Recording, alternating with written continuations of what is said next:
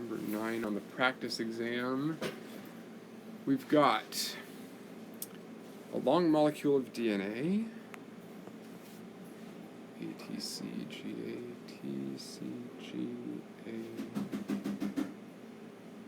GG, TC, CCG, AG, AG.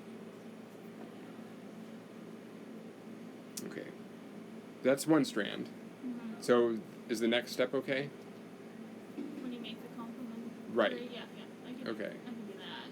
So that's what I meant by draw the double-stranded molecule. So we do complement.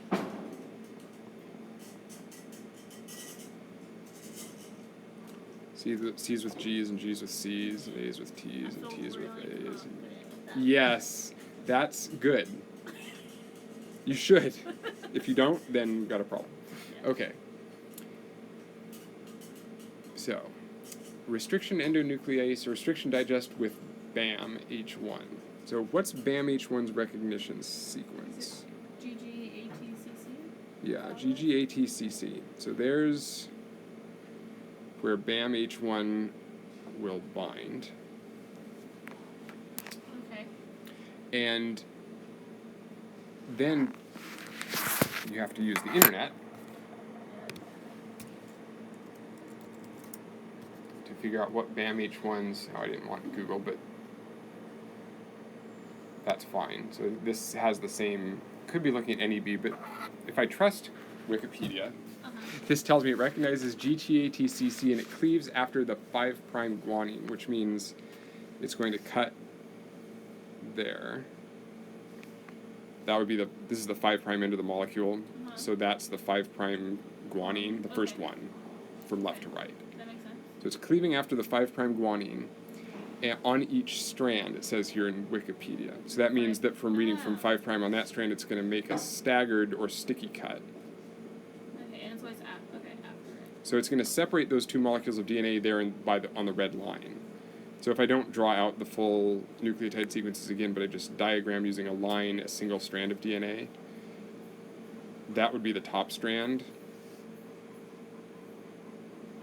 and that would be the bottom strand. Okay, that makes sense.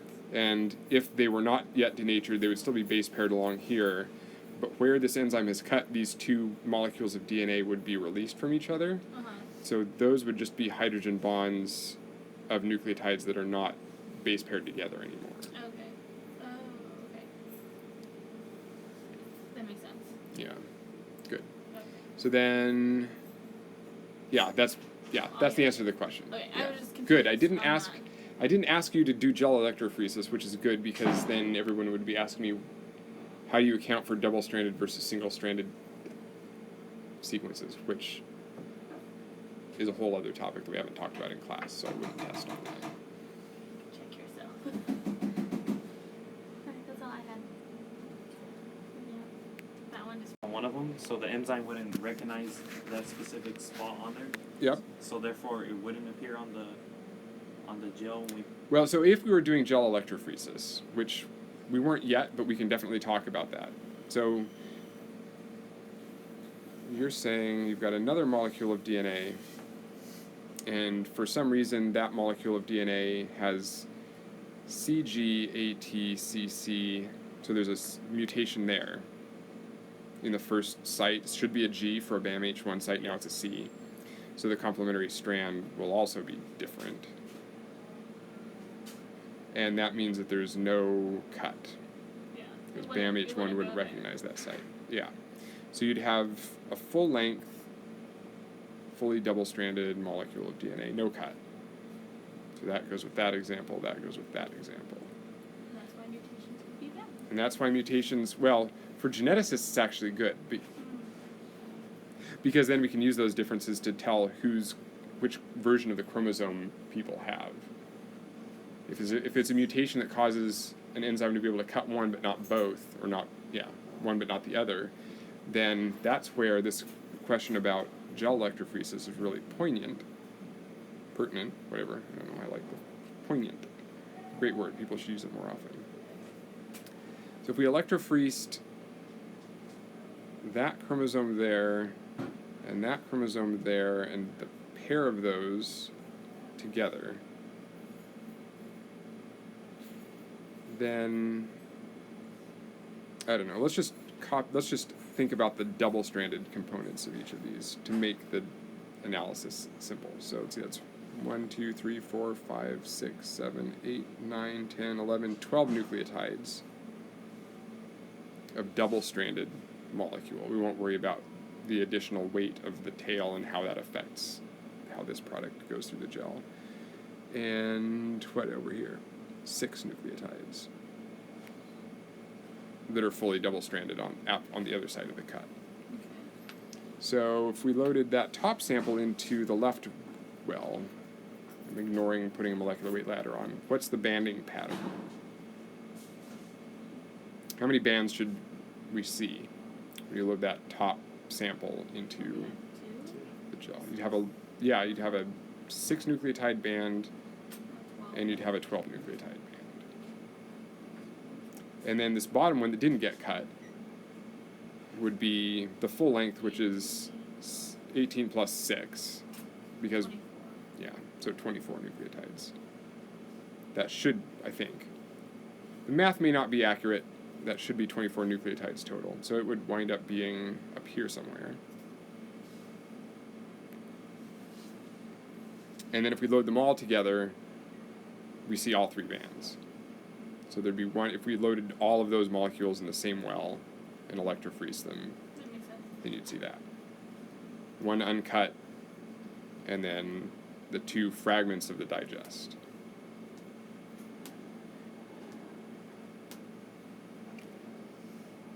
And this is always what it looks like when you have someone who's heterozygous for 2 different versions of a chromosome. It's going to be the combination of the 2 single chromosomes, or the banding patterns of the 2 single chromosomes. It'll be their combination. That's always what a heterozygous genotype looks like. Not always 3 bands, but the combination of what one chromosome looks like and what the other chromosome looks like.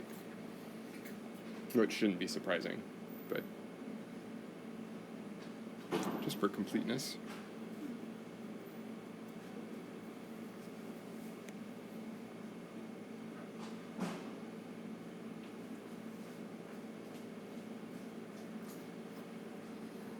Other questions? Why is it on top and not towards the bottom? Because the bottom's positive, and if DNA is attracted to the positive, why isn't it coming up on the bottom? Yes. So, review the movie on agarose gel electrophoresis, but I'll tell you the answer. Okay. Because why would I? But, yes, it's in there.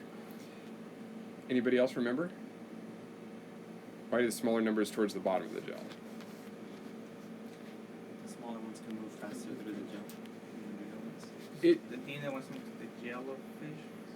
So yeah, it's that this agar gel is like literally like Jell-O. Right. It's a dense material, and so smaller molecules of DNA can move through the holes in between the molecules of agar faster. So it's not that, and this is always an alternative conception about gel electrophoresis, is that it's a bigger molecule, it's got more phosphates, it's more negative. Not true, because it's the amount of charge per base pair that's Right, important. so So the the next density, fill. the Okay. density of negativity is the same for a small piece of DNA and a large piece of DNA. The only thing that actually separates the DNA by size is literally the size of the molecule of DNA. Okay. And yeah, it's just hindrance. Okay. There's less resistance for a Makes small sense. molecule of DNA going through the gel. Makes sense. Good.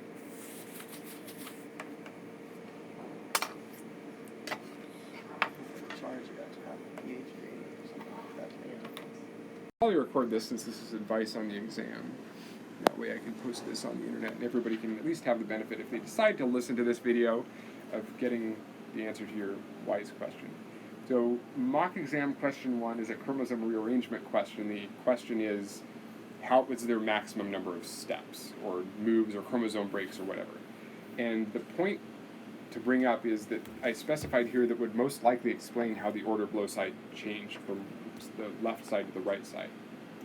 So the concept I'm testing here is, do you understand that the fewest number of changes is the most likely explanation. So you're going to want to minimize the number of steps that it takes, or the number of chromosome breakages and moves that it takes to go from the left side to the right side. However, I also realize that this is a 50-minute exam and it's going to have a certain number of questions on it, and you could probably spend hours on that question making sure that you had the absolute minimum number of changes necessary. You could draw, and I did this as part of my PhD dissertation. I did this sort of analysis, and I would just like lay on my living room with pieces of paper everywhere, trying to figure out, did I come up with the best possible explanation? It takes a long time, unless you use a computer program to do it. So, come up with one, that's fine. Short answer to your question, there is no minimum number that I expect, but my hope is that you demonstrate to me that you're looking to minimize the number of steps. For example, in this question, GH and I get deleted. I would not want to see you say, I'm going to delete G, and then draw another chromosome. And then I'm going to delete H, and then draw another chromosome. And then I'm going to delete I, and draw another chromosome. Delete all three at once. If say that AB also went away, could you delete AB and GHIJ in one step? Well, there'd be two separate steps, but you could draw them like that. So you could do something like, if you had A, B, C through, I don't know, whatever, E, F through H, and then there was an I and a J. You could draw it like there's a break there, and you're going to invert E through H. You could do all of those in the same drawing. You'd say, I'm going to delete those, and I'm going to delete those. That still counts as two steps because it's one, 2, 3 chromosome breaks to do that. Regardless of whether or not you do that in a single drawing or two separate drawings, it's still going to be 3 chromosome breaks. So this just simplifies the amount of drawing you have to do, which is totally fine. So then you'd wind up with something that looks like C, D, I guess I broke above E, so I deleted E through H. So then you'd have C, D, I, J. Okay. I was just curious about that. Yeah. Also, when I did this one, I wasn't sure if I could do this, but so I broke off the GHIJ, and then I thought, well, can I break off DE and then just put DE at the top?